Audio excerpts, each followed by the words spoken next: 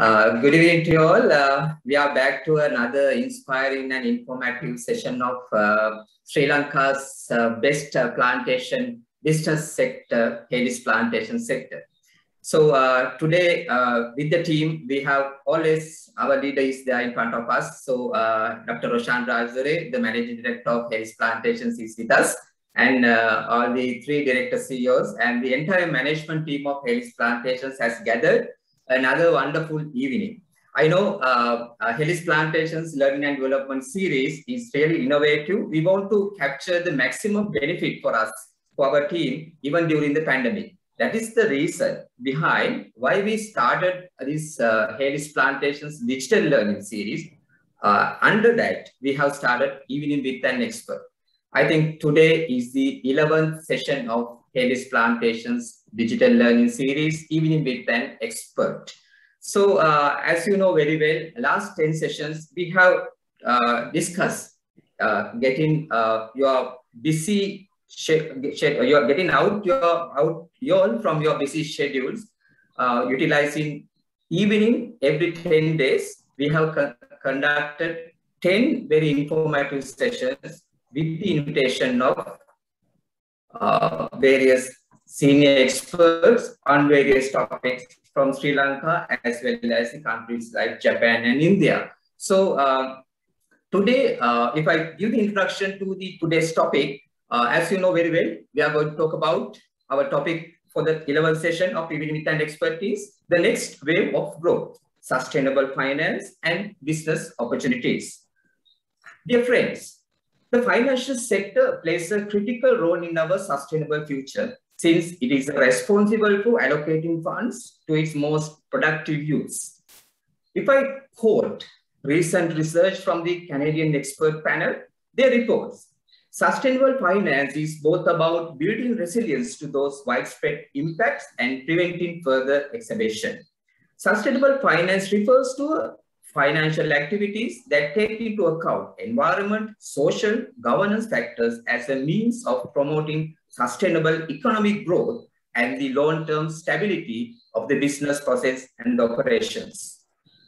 Sustainable finance further refers.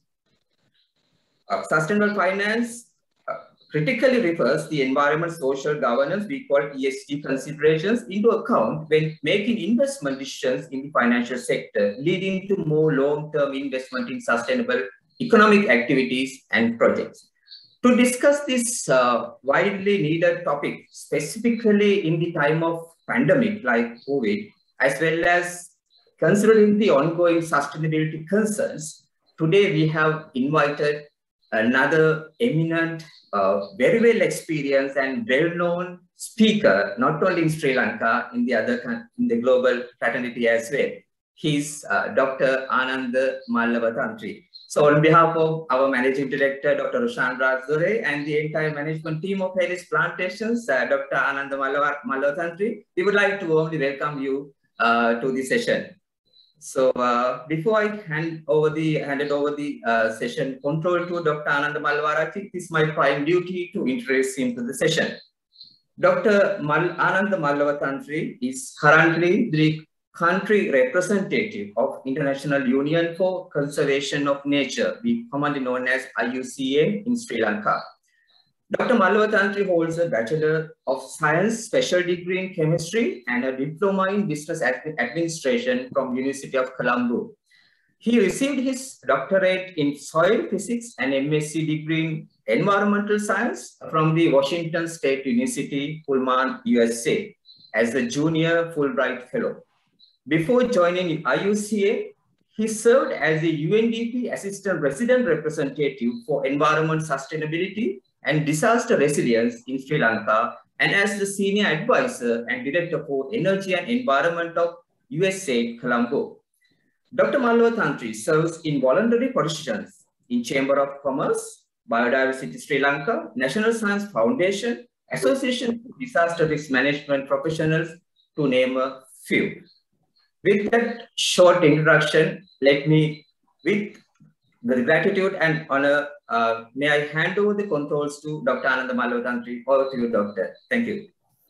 Thank you.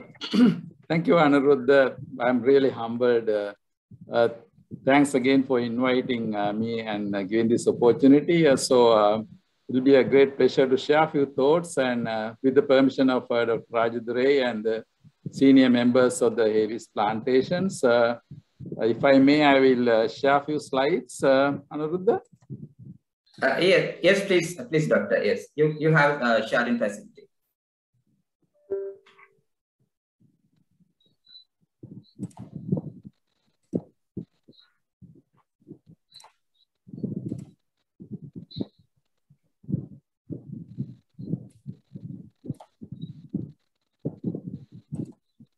Hope you can see it. Doctor, if you can put that, all right, okay. Now it is clear. Yeah, now it's clear. Thank you so much. So basically what I want to do is to share a few thoughts so that we can spark few ideas and then get into a discussion. So with that, basically I would be talking, probably jumping around a little bit also about the current global agendas in climate change and biodiversity, mostly leading to the sustainable financing. And then the connectivity to trade and sustainable financing, and probably some of the potential entry points we can explore in Sri Lanka, which already our corporate sector is doing a fantastic job. Then also the nature-based solutions, that is another emerging area that sustainable financing is pretty linked. So known picture is that we are getting hit with climate change badly, and the world over it is recognized as a hazard that everybody has to come together to manage. So we have the Paris Agreement and the COP26 and all the works going on to reduce this global warming.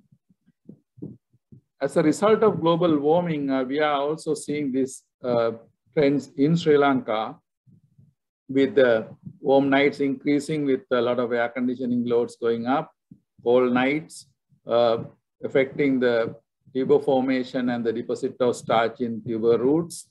And then the intensity of the rainfall, I think that's one of the worrying things, that when you have this high intensity rain events, especially even in the most of the areas where the Kalani Valley plantations.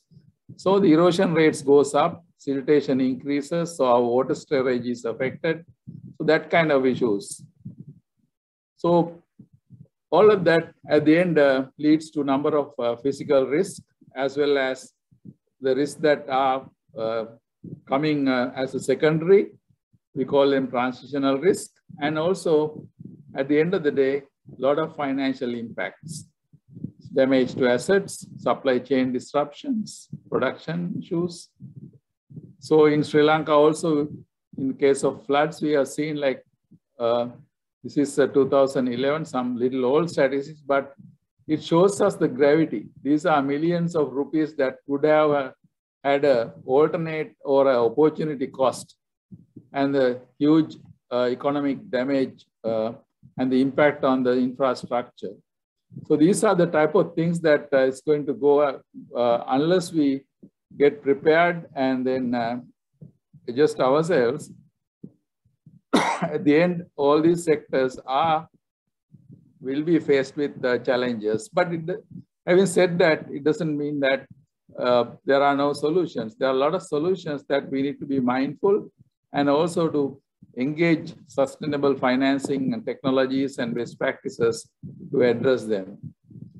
Then the COVID-19 put a whole different spin on the Paris Agreement and everything else around us.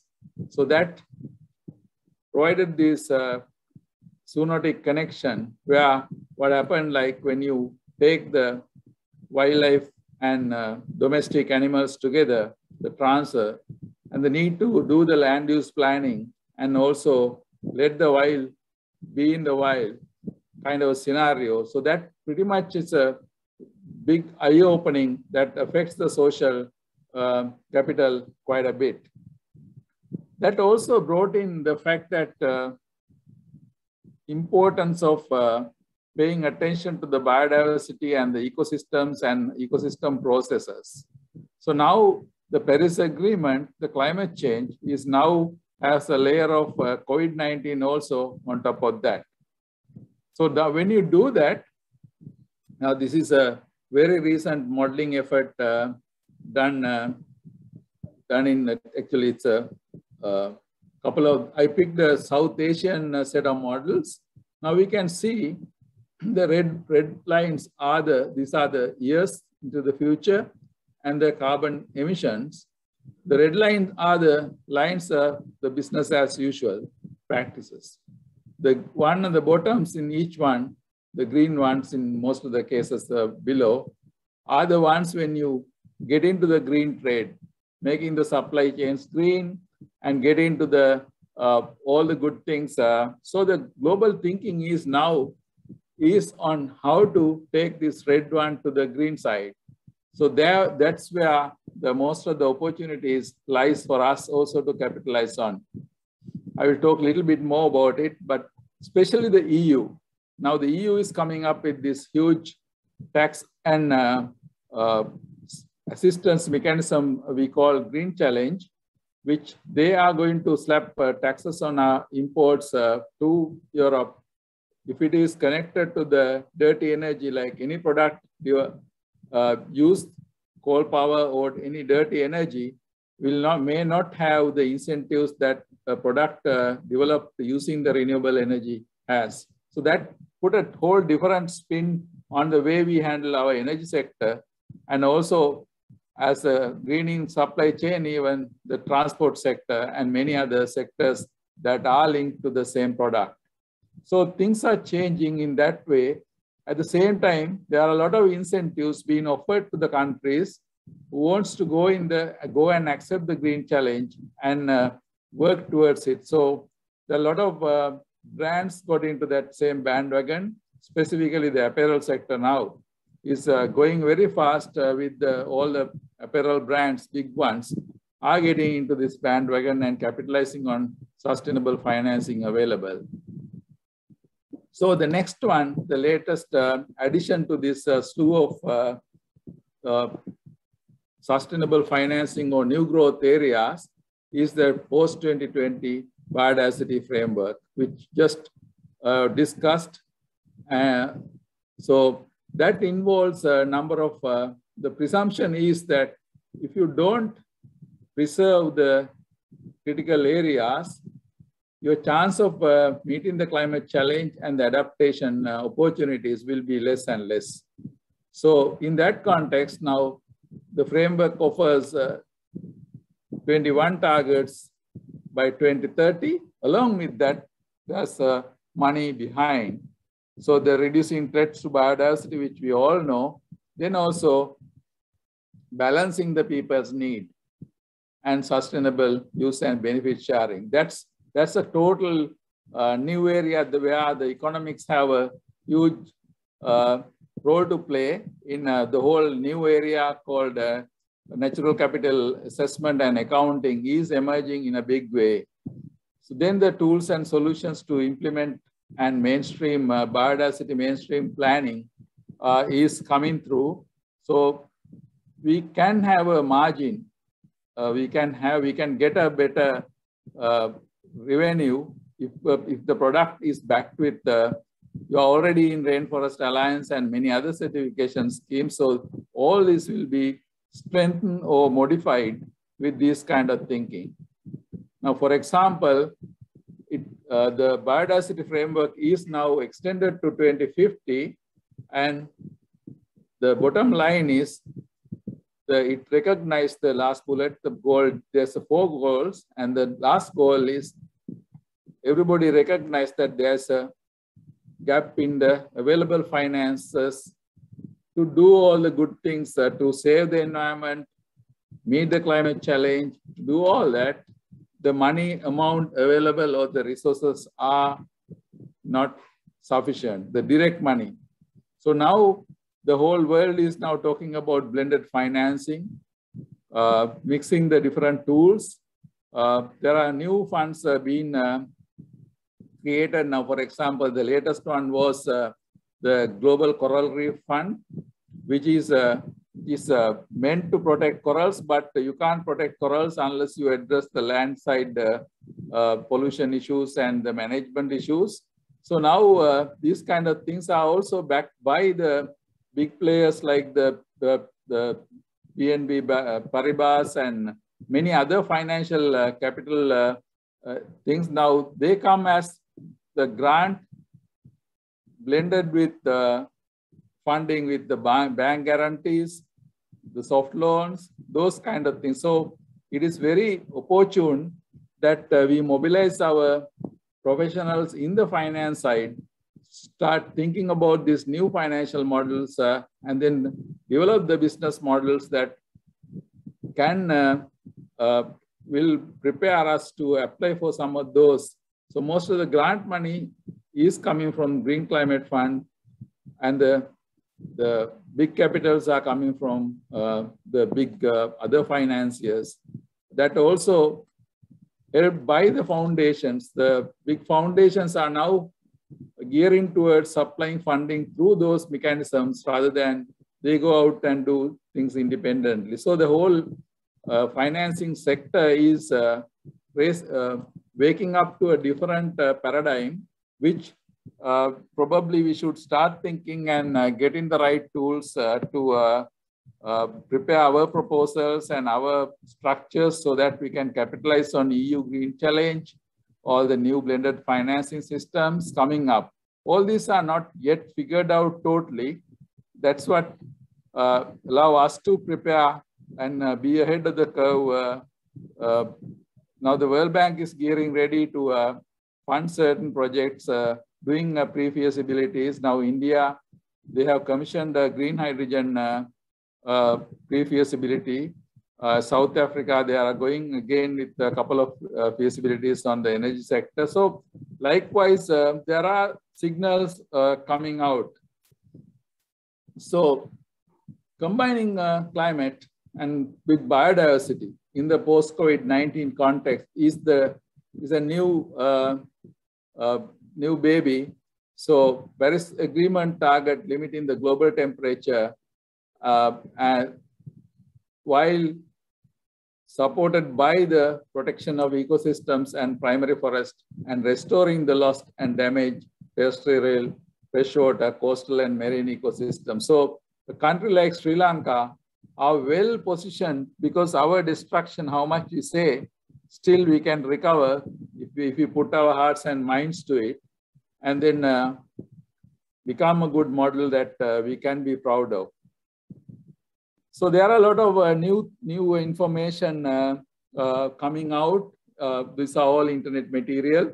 So this is this month's IUCN World Commission of Protected Areas. They tried to bring this climate through the carbon density and the biodiversity through the biodiversity index. So you can see different countries. Now we are here in our tropics, so we are somewhere probably here, high in biodiversity, and then somewhere in the middle in carbon. So all these will bring finances to shift this paradigm to a better paradigm. So there are multiple scenarios how to get there. So in the broader sense, now people have started characterizing countries, and probably this will be followed by penalties and things like that in terms of trade. So this all is going to get connected to trade. The most recent, one of the more recent debates or the IMF funds that even Sri Lanka received $700 million on this SDR, this drawing rights. Now they are talking about connecting the drawing rights to biodiversity, to climate change. So things will change, and along with those changes, the money market will also behave differently. Now, this one actually is a one-to-one curve. Anything below probably considered as better. And when you go 2 to 1, that means like these countries are probably emitting much more than anticipated and having a hard time to come back. So these are the kind of arguments. It's very difficult to interpret this thing easily, but people have started splicing these a problem into different shapes and forms. When it comes to our own backyard, we have beautiful and a challenging situation where we have the reach to reef connectivity and we have the cloud forest. We need to capture all the cloud. To capture the cloud, we need trees. The climate change impact the central hills. That will bring more water. If the land is degraded, it will increase the erosion. Erosion will impact the reservoirs capacity, the tanks and the reservoirs, then the hydropower, amount of water available for irrigation. Then the water all of a sudden gushing down from mountains, creating floods. It's a whole complex, integrated thinking required. So we need to think of the central hills in a different context under the changing climate and make sure that we do everything to capture the clouds and also to enhance the infiltration and then slowly get the water without the silt to come to the reservoirs, and then we distribute to the water for different multiple purposes, urban use, hydropower, irrigation, all the things. Now, the Green Climate Fund already funded a project, $40 million to conserve the Central Hill, and the World Bank is also coming up with more money through Green Climate Fund. So those are the new money. They are coming as World Bank one is coming as blended financing. The other one is coming as a total grant. So this money is available for us to use. Now the question is how to put the money into the right place and to the right use. I think that's a huge governance issue. I think the private sector needs to raise and then start shaping up the money usage agenda a little bit more. Otherwise, you know how it goes. So then we have the whole lagoons and estuaries and corals. So anything we do in the land get impacted in the ocean front. Any sudden opening of the sluice gates take a lot of silt onto the corals, and then the bad fishing practices, drag nets and all that. So we have a situation that we could show that we could do better. The Global Fund for the Coral Reef is now coming up to offer money to Sri Lanka. And then the Dutch government recently started working on tea and coconut to try to bring some best practices to meet climate change and all that. So there's money we need to strategically work together with the development banks and the others to get the money to the right place. So in order to do that, we need to understand the whole ecosystem services and the contingency planning and all that. So these are all general material, but it's very important that we, I don't think the Hales plantations, I think you have all this knowledge already built in. And then the quantifications. We do have the quantification for forestry sector, for pollination, watershed benefits, pharmaceuticals, tourism. What we don't have is an integration. Given a land parcel, what are the tourism benefits? What are the fishery benefits? What are the other benefits? So all these things, that's where the natural capital accounting and assessment is handy, and that will take us towards sustainable financing easily. So there are, you can see these are numbers are amazing. See the pollination support by the forestry sector. These are amazing numbers, huge numbers, pharmaceutical prospecting. Oh, so this basically these numbers are, although I mean there are a lot of errors in error margins in here, but these things wake us up. So at the same time, we see globally we are losing our biodiversity. So that's where the other piece of the puzzle comes. And we have the red list fairly decent in Sri Lanka. Now we have started working on the red listing of ecosystems. So this is an area that we need to work more and more, although private sector is directly and indirectly involved. But you have a lot of opportunities to advocate, lobby, I can give you one exciting example. I was trying to write a concept. So if you take Hambantota, you have an airport and a harbor. Now, if you take the east of Hambantota, what we have is the Kumana and the Yala. Then if you go to the north, you have the Udawalawe Sanctuary, and in the ocean, we have the whales and the dolphins. And then here we have Rumasala, Cornelia, and all that. So what do you want to do with this harbor and the airport? Do you want to bring tourists, or do you want to bring a smelter and then emit all kind of things and or bring up? So these are the questions to be answered and have a open dialogue. And it's a very delicate situation, these kind of things, because these are the resources that Sri Lanka has, and Sri Lanka has the potential even to go beyond Costa Rica and Galapagos Island if you protect these things and use it in a same way here. Veditalatiu, Wilpattu is here another complex. And then there are a lot of uncharted areas here. I don't know whether you have opportunities to go into this area. Chalai, Nagarkovil, Chutikulam, unbelievable beaches. About 1 kilometer, 2 kilometer, you can see white sand and then the blue ocean. So these are the great facilities that we need to protect and use sustainably. So for that, the sustainable financing is available. Then how do you position in tourism and other production systems and services is the part to think about. So these are all new emerging frontiers that we can capitalize on. So these key biodiversity areas, we know where the species are. So then comes the solutions. I want to touch base a little bit. Nature-based solutions is an area that is emerging fast. In Sri Lanka, we had the tank cascade culture, which is totally nature-based solutions. But in the modern day, now we are having the nature-based solution framework, and this is the IUCN global standard. So it talks about the safeguarding the nature, at the same time safeguarding the society. So that's the beauty of it.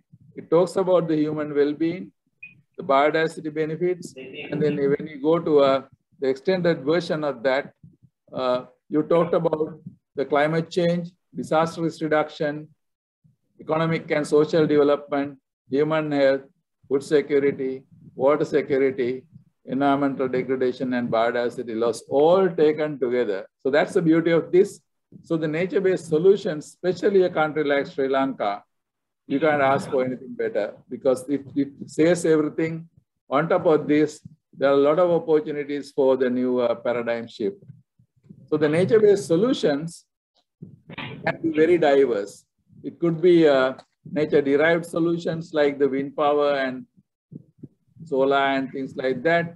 Or we can have the nature-inspired solutions. We all talked about the green buildings, gold standard, platinum standards, and also the use of nature for our water resources management, water purification, and many other things that even the tourism, many things that we can have a lot of, if you go to coastal and marine area, you can use renewable energy, we can get rid of all these kerosene boats.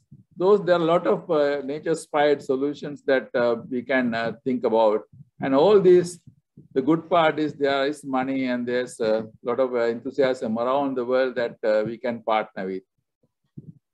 So we had to adjust these solutions to where we are. So in Sri Lanka, we have all sort of different opportunities, different contexts, different communities. So it's a very fascinating area to work with. And then at the end of the day, we should be able to provide incentives for the same people, same communities who are near these resources and who are depending on those, and who would help us to generate more revenue for the businesses and other things. So there are a few examples. I think these are all second nature to you. Urban designs to capture more water, prevent floods, and then the beautification.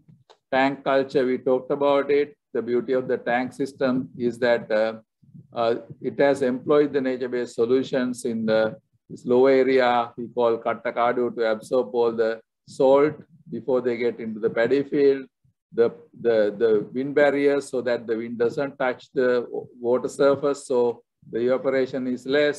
Then all these filter mechanisms head of the tank, which take the silt before not letting the tank to get silted. So there are so many science behind it. We could use some of those to mimic. We are talking about urban area.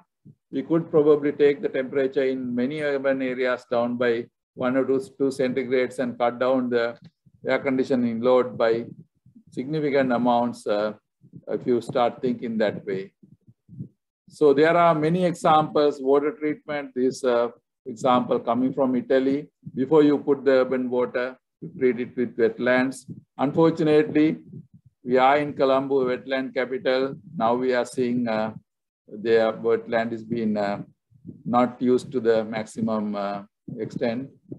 So when it comes to the application of nature-based solutions, there are multiple techniques that we can capitalize on, and they are also linked to many global initiatives. Now, for example, science-based targets, I think we are in big time with the Higg Index.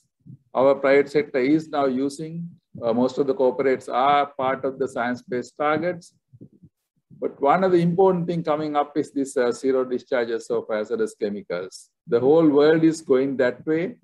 Now, if you are located in a river basin and the river basin is polluted, no matter what, whether you have a wastewater treatment plant or not, if you are in that basin, you are considered as a responsible corporate or a responsible citizen who will pay the penalty for being in there and not doing anything. So these are the type of things in the Green Challenge where the export market and the trade is directly linked. So in order to get there, I think these are all known things to you: life cycle assessments, cleaner production, and the designing for environment is another new area. We have a lot of design centers in the corporate, but those things can be modified and enhanced to encourage the recycling and circularity a lot. In order to get there, there are a bunch of tools that we need to train our staff to use them in a productive way, and then also link with the financial models. So I just try to list some of them. Now the FAO Exact Carbon tool is a downloadable internet tool. You can put the present land use and the predicted land use, and it will tell you how much carbon it will absorb, more or less. And then the IUCN, my apologies, the I is missing. Then IUCN green listing, again, is a certification system given to a certain area. And then there are a lot of things, the maximum daily loading limits. I think any discharge coming should be able to calculate the loads. Now, for example, in Kalani River, we calculated 60 tons of nitrogen is going past Hangala Bridge. When you do the load calculations, you can do it. If you take the Lunugambera and the Badagiri irrigation schemes, they leak about 40% of the irrigation water to Boondala, and along with that, there are about 30% applied fertilizer is ending up in Boondala. So these are the kind of things that we can capitalize on. We can have good stories, how we reduce these loads. We can put a good bold front and say, we were like this, we did this. A good example is the Chesapeake Bay, southern New York. When the New York developed, it got wasted. And then, but today the Chesapeake Bay is the well-known place for crabs. But still they are working on these maximum daily loading limits coming from agriculture, coming from power generation, coming from industry. They are still calculating and then agreeing how much the environment can sustain. It's not zero. There is a level that the environment can take.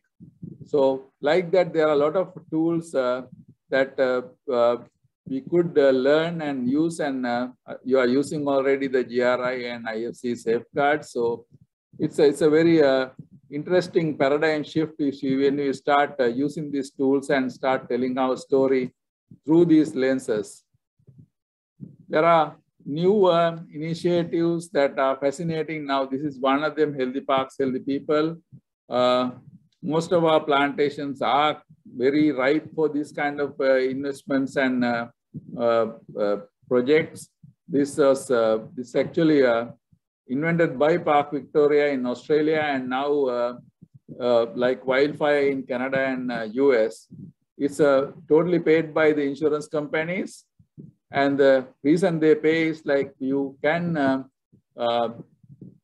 get people to walk, get people to enjoy the nature, so that the insurance premium, insurance reimbursement for tents and other things is less and less. So the calculations are very positive towards investment on the healthy parks.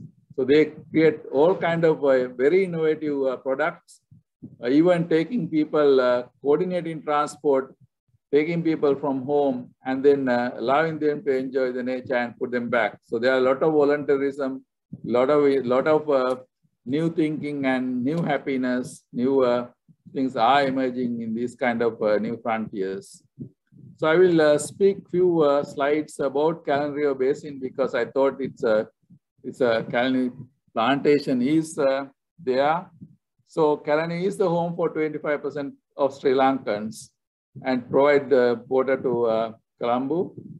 And then it supports 10,000 businesses, and then 4,000 of them do handle chemicals. And we have 3 industrial zones within. So when we test 71 minor watersheds in Callan River Basin, I think it was done in 2017, Brandeis sponsored this study. And we could see, we tested water for different parameters and then try to analyze for the bathing suitability and the drinking water and then the healthiness for fish and aquatic life. So we could see by Norton Bridge, the water is all pretty good. And then as we go along, it was different. So by Mohdara, it's pretty good, pretty bad. So these are the types. So you could take this to community, any community in these minor watersheds, and then start talking about, okay, you have more E. coli, where do you leak toilets? If you have more BOD or COD, where are the industries? Like that. So this is a very effective awareness education type of tools that we can use to educate and get people to buy in. But going beyond that, I thought of mentioning few things that we recently did. We got the floods, we got the landslides, and we got the erosion together. And then start thinking, we used some of the satellite information, and we found in the Callan Basin, there's a loss of dense forest, continuously lost some amount. Some open forest was taken out, mostly for agriculture. And then we have still a lot of stable forest and then stable dense forest. So if you conserve this now without touching, and if you start replanting and revegetating some of them, now the World Bank is proposing to put 4 reservoirs here so that the floods will be contained, so the Colombo will be safe, and release the water slowly when the dry season comes, so that the water treatment plant in Ambatale will not get the saline water up. But the question is, these proposed reservoirs will get filled very quickly with silt and other things unless you control erosion and landslides upstream. So these are nice phenomena, and these are the very simple calculations allowing us to understand, to mitigate landslides, what are the areas to conserve, what are the areas to restore, and most of them are reflected in erosion control as well, although they are listed separately. Some of the land parcels are common. Another area I want to touch, which we are using quite a bit, is the precision farming. There's a lot of scope still. This example is from Columbia Basin in the western US, state of Washington. So basically the situation was that there's a sand, there's a groundwater about 2 meters down. So you have to balance application of water so that the nitrogen will not get the groundwater. And you have to make sure that the fertility level is uniform so that you can get an even yield of potatoes, because McDonald's don't like different sizes. They want one size. But the problem is you have barnyards and few things, so that some areas the fertility level is different to another area. Same with the plantation, you have the hilltops with all eroded, less organic matter, and then you have the bottom slopes with all the accumulated organic carbon with high fertility. So how do you differentiate the fertility level and then get the uniform soil fertility balanced, and then also the water management? There are a lot of new techniques now available, and then we could capitalize on some of them. I'm sure you are using most of them already, and also the satellite connected fertilizer spreading and management. So there are a lot of new databases are available. We can probably could get our university colleagues to help us to tap them, and so that we can use in our warnings and improving our productivity. These are all new areas that will help us to, most of this material are free. That's the beauty of it. But we need to explore some of these collectively as a country and get them so that everybody can use it. Another area I wanted to highlight this because of your pioneering efforts. This wind map of Sri Lanka tells us that there's about, altogether we have about 24,000 megawatts of wind power available. But out of that 24,000, about 5,000 megawatts is easily developable. They are in the Central Hills, and they are in the Northwest, and they are a little bit in the South.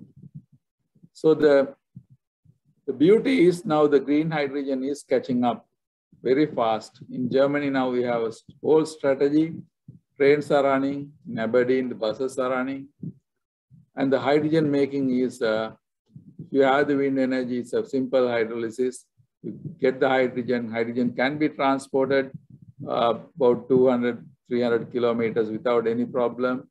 So you could use in transportation, power generation applications. So we are importing all oil and coal and everything else. So it's a huge transformational shift, and this is one of the biggest climate mitigation projects that Sri Lanka can undertake, and the private sector can capitalize on this opportunity, because now the energy storage technologies and hydrogen technologies are pretty much coming out. And in these ones, there are people who are interested in build, own, and operate and transfer type systems. So I think we need to get our financial guys to, it's much more than the technical guys to work on these kind of things, much more like cutting edge financiers that we need to mobilize. So at the end, all these things are connected to trade.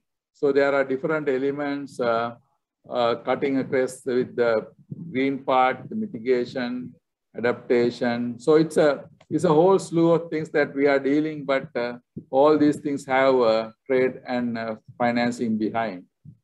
So pretty much this is partly uncharted territory to a certain extent. So we have to balance this cost benefits and risk. That's where the accounting and the economics is required. So we need to work on this systematic ecosystem economics quite a bit, and then go keep on cycling the planning, doing, learning, adjusting, I think, which we all do, but we need to do it very comprehensively, and the data and all that will be really handy.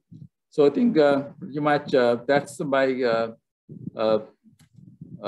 presentation for the day. Hopefully, I think I probably have given you some ideas. So with that, let me close. Thank you very much for listening.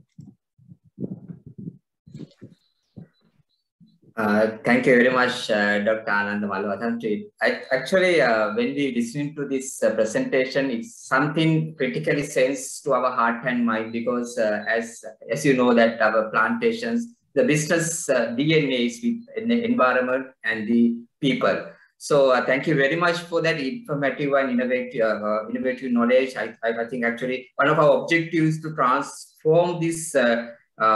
New knowledge into the practical application platforms. So I think you have added colors and values into that, Dr. Malavathantri. Thank you very much. Before I go for Q&A, I would like to invite our Managing Director, Dr. Roshan Rajore, to make a few comments, sir. Yes, thank you, Amrita. Good evening, Dr. Malavathantri. Thank you very much for taking a valuable time and talking to us. It was actually very informative and something really new. Perhaps for most of the planters. What I really appreciate is that we got the current update on the status quo of what needs to be done regarding the environment. We, of course, plantation sector, as you're aware, our lifeblood is depending on the proper balance of environmental factors, and we are very conscious of how to preserve the existing environment and how to improve for the future. What I really want to ask you is that now, it appears that there is a lot of attention, focus, and funds available for environmental preservation and conservation. How can a plantation entity get connected to these organizations and have a win-win and mutually beneficial partnership? Not only we are not looking at grants or funds, but in terms of improving the current physical environment. I'm sure they have technology, they have new research findings, they have sort of other facilities that can be used to us on the ground. But before I sort of finish, I again want to appreciate very much that you took the time and took the effort to present us. I would say it's a very educative presentation. I'm sure we are going to benefit a lot, and you brought home the message that we are straddling a very sensitive area, particularly Kalyani plantations, and I'm sure our managers who are listening will take the adequate precautions and support the movement or support the effort to conserve the environment that is within our control.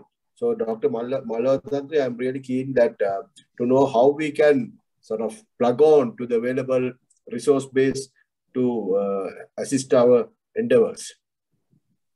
Basically, I think, there are a couple of aspects that we need to be ready. One is being aware, like, where the money is. The second is like getting our teams to come together so that we can put the right baselines and the right tools so that we could write a good proposal that will convince these people that we are into a good cause, and then being partnering with us, there's a value. So I think that's why I think some of the new upcoming funds like the Global Coral Reef Fund and even the Green Climate Fund, now they are looking for, they are not looking so much on grants anymore. They are looking at innovative thinking and the commitment and the ability to walk the talk once you promised something in the proposal. So the ability to implement. I think that's where the corporates like Kalyani Valley are well set, because you have the structure, you have the desire, and then so I think probably getting a good team to think ahead. Basically, you have a strategy planning groups, and I think I know already, I think in the audience also there are a lot of brains who would immediately come and say, okay, let's think, go this way, go that way. So I believe once one or two rounds of brainstorming and strategizing will help to figure out.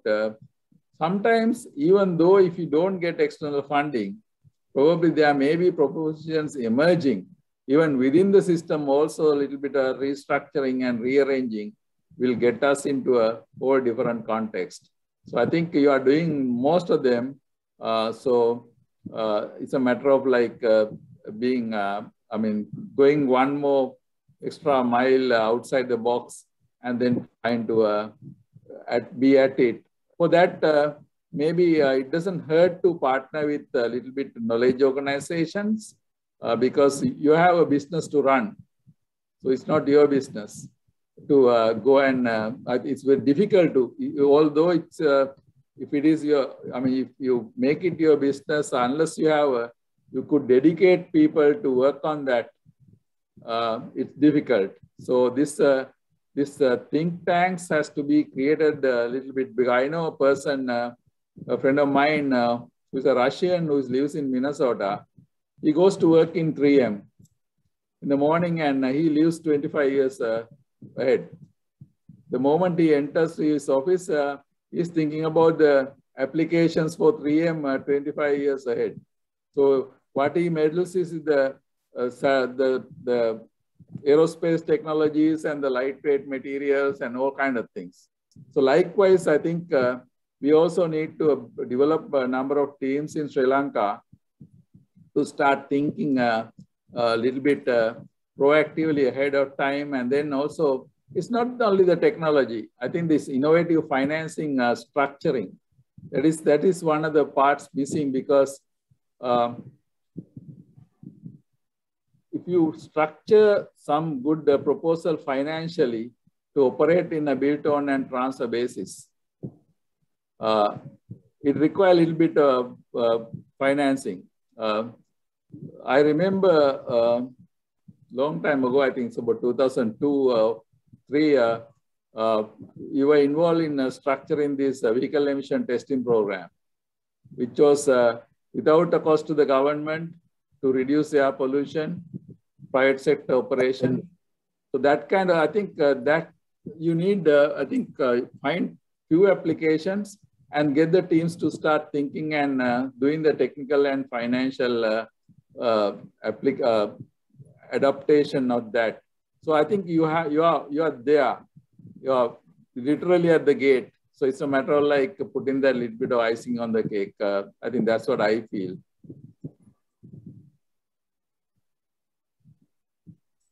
Thank you, Doctor. If there are any questions that you can get clarified from Dr. Malawatantri, it's open for few questions. Doctor, I am Mahesh Vithanavasam. I have two questions. Doctor, first question is hello? Go ahead, Mahesh. Yeah, Mahesh, we can hear you. Yeah. Doctor, first question is, can you explain briefly about the importance of riparian buffers? The first one is, for the upcountry, we have a lot of riparian buffers and we have to improve all those things also.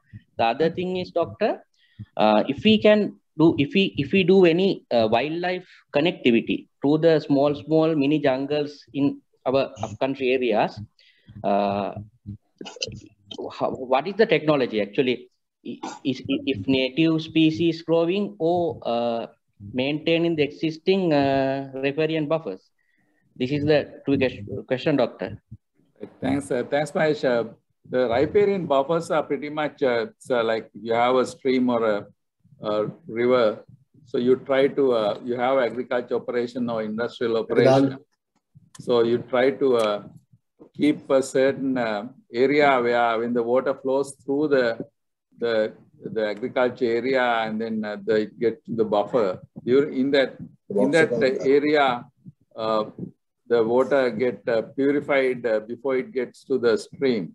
So the purification part depends on the type of industry or type of operation around. Because if it is simple blocking out the silt getting into the river, is a simple grass type filtration would do.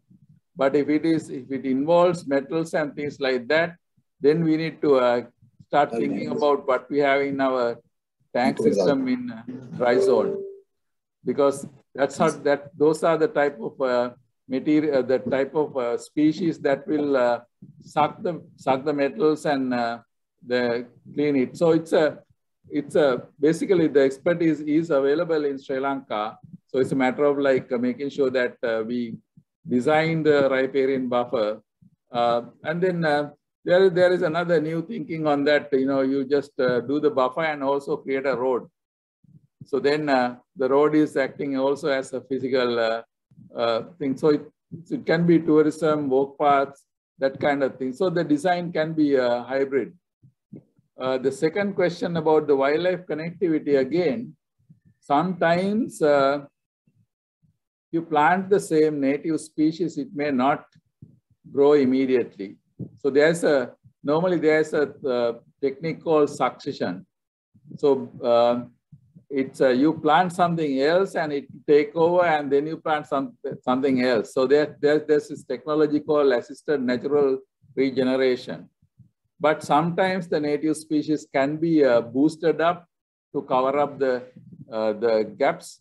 But otherwise, you need to take the support of the botany person who will ask you to do this succession kind of things. I think that's what happening in Carnelia, where in the LIFE project earlier, I think to start with Candor to suppress the certain varieties, and now the real native plants are growing.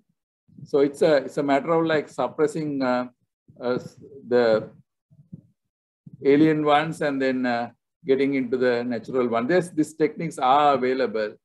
So it's a matter of like getting the right people. There are a lot of people around in Sri Lanka who will help you. Thank you. Thank you, Doctor. Thank you, Doctor. I think you can bear with us another few minutes for one or two questions, Doctor. Okay. Certainly. Good evening. I am Eranda. Yeah, Eranda, please go ahead. Yes. Doctor, first of all, I would like to mention that IUCN did a comprehensive study on biodiversity at Halgolla on Vevaltalava platoon of that unique area, and that was a couple of years ago. So we worked together with your team, Doctor. There's a comprehensive report to explain how unique that area is, Doctor. That's one idea. And the other one, Doctor, my question is also, Doctor, my question is, we have so much of rubber mature areas, which is a very good forest cover. So can we do carbon trading as a part of this ideas you gave to us, which are very important areas? If so, how are we going to link it, Doctor? Well, carbon trading right now is not a cost efficient thing because it needs so much certification to get to the trading part. But there are many other associated benefits that by greening that area and then ensuring the soil quality and things like that, there are a lot of positives. So voluntary carbon markets are not that lucrative these days. So I wouldn't bank too much on carbon trading. But if you are behaving well and you are green, and if you get that story, the other associated products by the plantation will have an additional markup. I think that's a thread probably should capitalize on your promotion, things that you could bring those stories to the front. So, I mean, it's okay to do carbon trading, but it will not change your balance sheet a whole lot. Thank you, Doctor. And also one more clarification. Now, I heard, Doctor, in between of your presentation that the EU is mostly recommending the renewable energy. So has this been educated to our government authorities, and are there going to be any support systems for plantations to install renewable energy, Doctor? Some part of government knows, some part are ignorant. So it's a very unfortunate situation sometimes, but EU Sri Lanka office is coming up with a program development starting probably in December. The new EU programming head just arrived, and they had the mission they sent to check the GSP Plus just went back. And they did a lot of evaluations on many other fronts also. So they took a lot of Sri Lankan situation back home. I'm not too sure how much positive or how much negative they took, but they were talking to all kind of people, including NGOs. So, but EU and Canada both are keen to get into biodiversity work in Sri Lanka. So that work will probably start early next year. That all depends on our foreign policy and the way how we project to outside world. So all that also matters to a certain extent. I can't say which way or the other, it's not my place to say. But Netherlands already came and they are exploring the Netherlands funding agency. Now they are working, they wanted to get one tea state and one coconut state as models, but they have intention to stay long, and they are bringing their universities with them and coupling with Peradeniya and the Tea Research Institute and Coconut Research Institute. So I can see a larger program emerging through Netherlands as well. So there will be, so I think more we have our ideas collected and line up, I think it might be helpful to launch when the time is right. It will be next year actually. And the EU is changing their tax schemes also on that, and that vein. So within 22, we are going to see the import modalities or the import instructions into EU going to change. That's where they are going to connect it to the low carbon productions. Thank you, Doctor. It was very informative information we gathered. Thank you very much, Doctor. And also I would like to thank Dr. Roshan Rajadure and Anuruddha for organizing this session as well. Thank you, Doctor. You're welcome. Thank you, Virendra. Thank you, Doctor.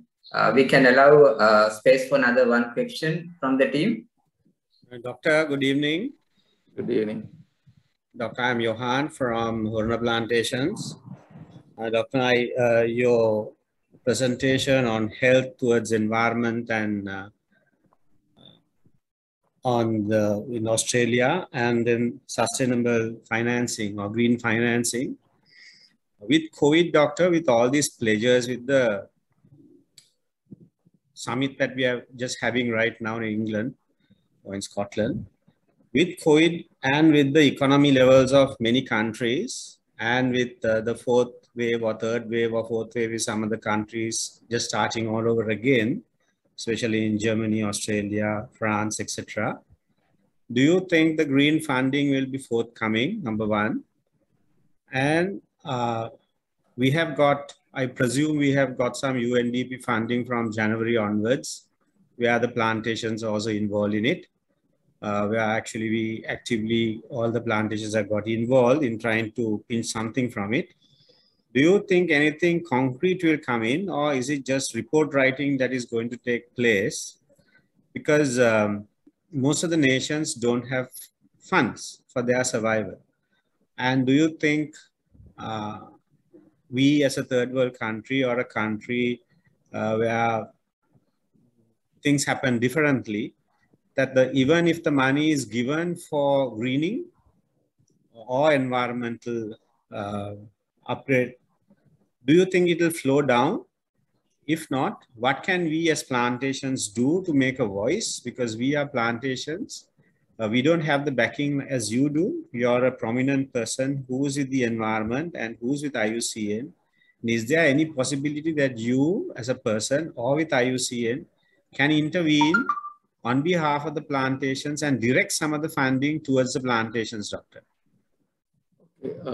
Johan, I think funding will be available globally, but now the countries are changing their modality. That's why now, for example, US, they are enhancing their guarantee program.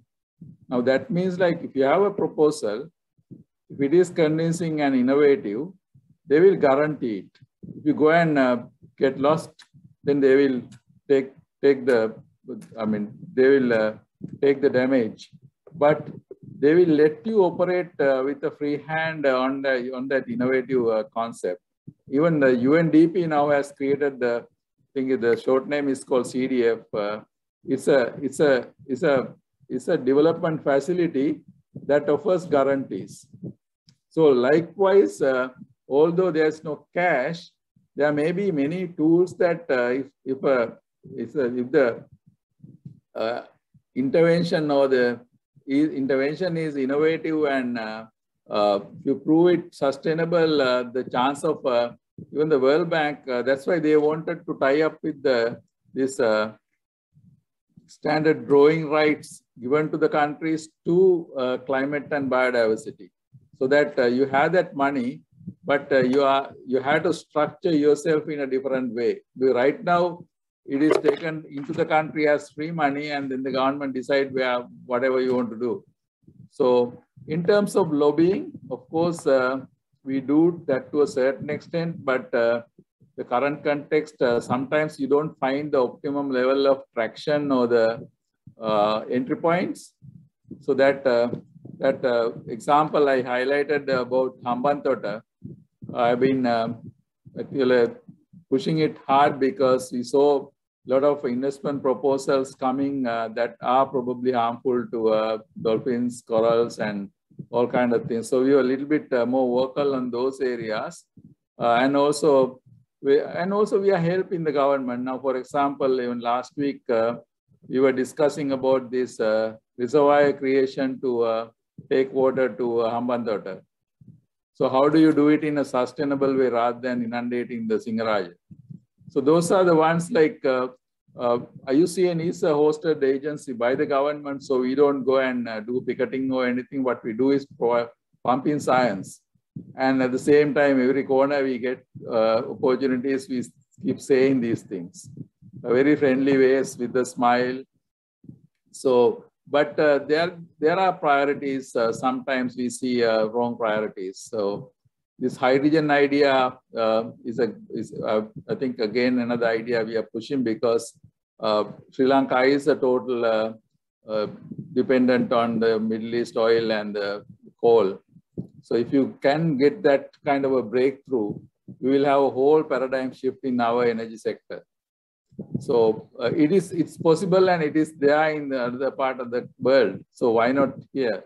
So those are the arguments. So it's tough. I think that's where I think all has to come together. So we need to work more and more together to raise our voice and put it to the right ears. I mean, it's difficult, but you can't. I mean, there are two choices. No one, leave the country or keep saying, right? So we selected to do the latter. So let's try to do it. And I think we are all in the same boat. Thank you, Doctor. Thank you very much. Thank you, Doctor. Thank you. I think with that, may I have your permission to conclude this wonderful discussion today evening? I think our main objective was, as I mentioned at the very beginning, from human resource management end, that to capture the new and science-based knowledge into the practical platforms. I think today's our effort also is very, very successful. I think Dr. Ananda Malawatantri, you have transformed the very recent new knowledge on this particular subject into mindset of our great team in Harris Plantations. So friends, meeting people's need through sustainable use and benefit sharing with the innovative and intellectual financial management system. So I think with that thinking pattern, we can say thank you very much, Dr. Ananda Malawatantri, on behalf of our Managing Director, Dr. Roshan Rajsore, and the entire management team of Harris Plantations. I think with your busy schedule, I know that you had another webinar just about till about 6 o'clock. But when I invited you, that you told Ananda, we'll definitely go ahead with this time. So thank you so much for accepting our invitation and take part in this innovative knowledge sharing platform. So on behalf of all at Harris Plantations, we have a small token of appreciation, Doctor, for you. So once I meet you in Colombo, so definitely this will be on your hand, garden fresh single origin teas from Harris Plantations. Thank you very much, Anuruddha. Thank you, Dr. Rajendra, and everybody joined us today. And I was really delighted to see Dr. Rajiv Bandaranayake. A lot of stories. I was in, let me have another minute because I saw this name and I want to really say it. I was in Kathmandu, Nepal about 15 years ago. And there's a NGO came and said, you guys learn hydropower, small hydropower from us. And you have perfected and you are going and doing it in Africa. So immediately I came to CB and arrange a visit from Nepalese hydropower people to come to Sri Lanka, and the host was Dr. Bandaranayake. And the idea was this long penstocks. They were doing these gravel channels to carry the water. And one landslide comes and the whole thing goes. 6 years later, the same NGO wrote to me, 3 plants are in operation and another 25 is on approval. So that was Dr. Bandaranayake's success. Thank you. Thank you very much, Dr. Anand. So with that note, we'll see you another 10 days time with another innovative and informative topic with Harris Plantations Digital Learning Series, evening with an expert at Harris Plantations. Till that, brainstorm the knowledge you have gathered today. Thank you very much. Have a great day. Have a great evening. Thank you, Anuruddha. Thank you, Doctor, once again. Good night all around. Good night. Thank you, Doctor. Thank you, Rashad. Doctor. Thank you, Anuruddha. Good night. Thank you, sir. Good night.